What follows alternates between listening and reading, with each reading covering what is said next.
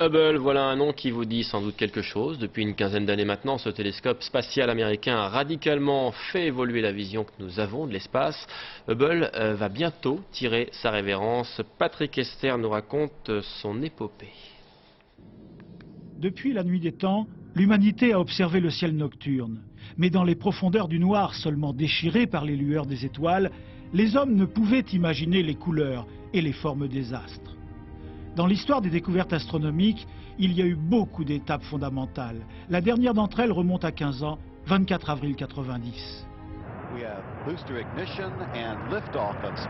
À bord de la navette, 5 astronautes procèdent ce jour-là à la mise en orbite du télescope spatial Hubble.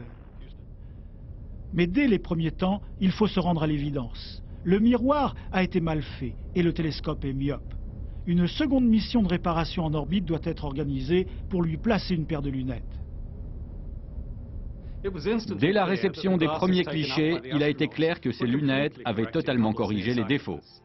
Et depuis, quasiment chaque mois, de nouvelles images spectaculaires ont permis aux astronomes, mais aussi au grand public, de percer les mystères de la vie et de la mort des étoiles. Grâce à d'autres documents, les scientifiques ont pu étudier les collisions entre des galaxies et reconstituer par ordinateur ces chocs d'une violence inouïe qui donnent naissance à de nouvelles étoiles. Une collision comme celle que connaîtra notre propre Voie lactée, mais dans des milliards d'années heureusement. En 1994, Hubble a été braqué vers une portion du ciel apparemment vide. Après plusieurs jours de pause, sa caméra a pu enregistrer les confins de l'univers à 12 milliards d'années-lumière de nous. Des galaxies formées juste après le Big Bang originel.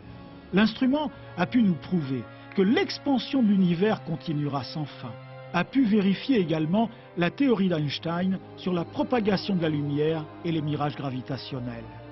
Pourtant, ces succès à grand spectacle n'ont pas permis jusqu'ici d'assurer la survie de ce télescope dont la mission devrait s'arrêter en 2007.